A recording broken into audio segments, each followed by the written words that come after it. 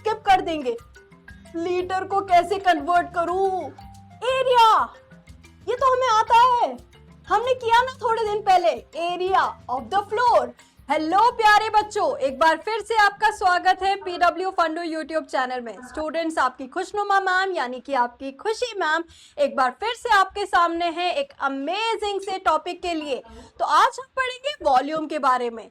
Volume भी mensuration का ही part है। अब आप में से कुछ बच्चे सोच रहे होंगे कि मैम ये हमारी बुक में एक ही साथ दे रखा है मेंसुरेशन में। सो ये स्टूडेंट्स, कुछ बुक में एरिया, पेरीमीटर एंड वॉल्यूम एक ही साथ दे रखा है, यानी complete mensuration. And there are few books इनमें वॉल्यूम एक अलग से चैप्टर है। तो मैम ने इस वीडियो को अलग से बनाया है ताकि आपको वॉल्यूम से रिलेटेड कोई भी डाउट ना रहे। और ये students, it's a part of a mensuration only. अब आपको क्या करना है, ये टॉपिक बहुत ईजी है बट बच्चों को बहुत हार्ड लगता है। बहुत छोटा सा टॉपिक भी है, इसमें बहुत ज्यादा कॉन्सेप्ट नहीं है, राइट? तो मैम के साथ नोटबुक एंड पेन लेकर बैठना है।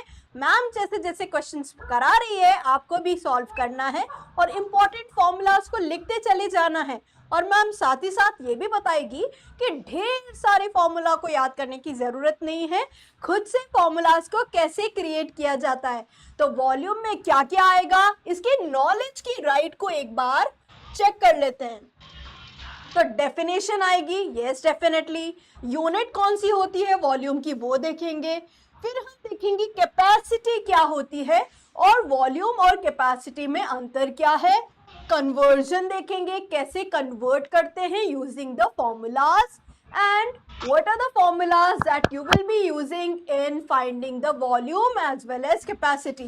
बहुत इजी, बहुत अमेजिंग सा टॉपिक है, बहुत मजा आएगा इसको सॉल्व करने में, क्योंकि इसके फॉर्मूला क्रिएट करना मैं आपको खुद सिखाऊंगी कि कैसे फॉर्मूला को आज हम बनाएंगे, ठीक है?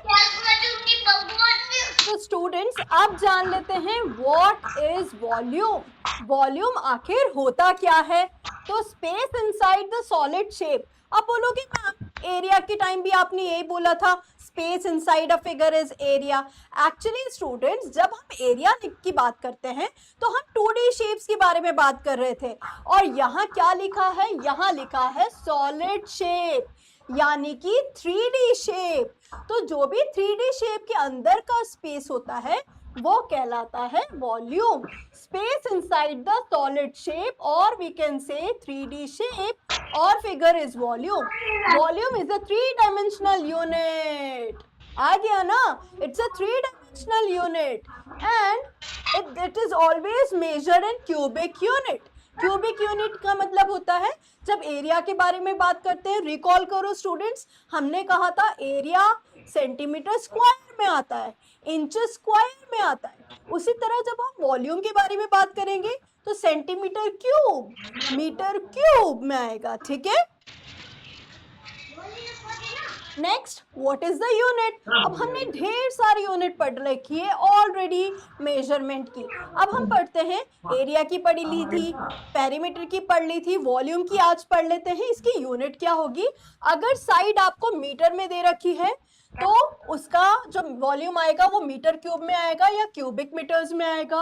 अगर साइड सेंटीमीटर में है तो वॉल्यूम सेंटीमीटर क्यूब में आएगी, या फिर उसे कह सकते हैं cubic centimetre.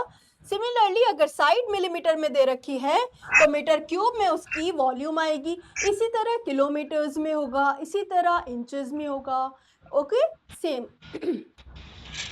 Now formula to find the volume of cuboid. अरे मैम, फॉर्मूला तो बहुत इजी सा है। एरिया का फॉर्मूला था रेक्टेंगल का लेंथ मल्टीप्लाई बाय ब्रेथ। तो यहाँ क्यूबॉइड है यानी कि 3D शेप है, तो उसमें हाइट भी जुड़ जाएगी, तो length multiply by breadth multiply by height हो जाएगा। अब मैम, अगर हमें वॉल्यूम दे रखा हो और लेंथ निकालनी हो, ब्रेथ भी दे रखी हो और हाइट भी दे रखी होगी, तो क्या करेंगे?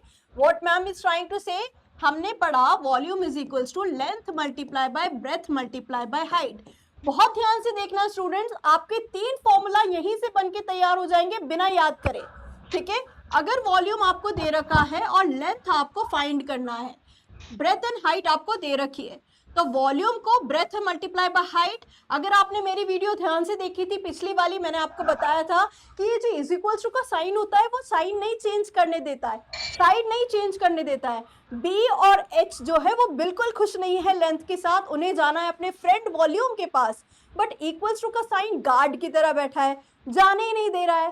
फिर वो क्या बोलता है इक्वल्स टू का साइन, जाओ तो कीमत चुका के जाओ, और कीमत क्या है कि आपको आपका साइन चेंज करना है। तो ब्रेथ और हाइट अभी क्या हो रही है, मल्टीप्लाई हो रही है।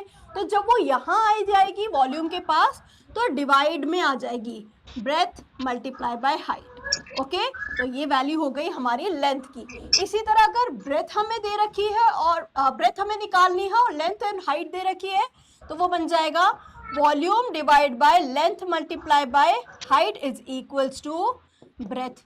सिमिलरली अगर हाइट निकालनी है और लेंथ एंड ब्रेथ दे रखी है तो वो हो जाएगा volume divide by length multiply by breadth is equals to height. कितना इजी है, कितना इजी है निकालना। एक ही फॉर्मूला से 3 फॉर्मूला निकल कर आ रहे हैं। अब बहुत ध्यान से देखना, नेक्स्ट 3 फॉर्मूलाज इसी से आएंगे। और अगर आपको नहीं पता होगा कि कहाँ से आया तो फिर आपको लगेगा 3 फॉर्मूला और याद करने पड़ेंगे, बट 3 फॉर्मूला एक्चुअली आपको याद नहीं करने। कहाँ से आया, length is equals to volume by breadth into height, क्योंकि वहां पर कौन हैप्पी नहीं था, लेंथ हैप्पी नहीं था। Similarly length multiply by height हो गया, ब्रेथ यहीं रह गया, ठीक है। Similarly volume divide by length multiply by breath हो गया, क्योंकि हाइट एक ही जगह रह गई।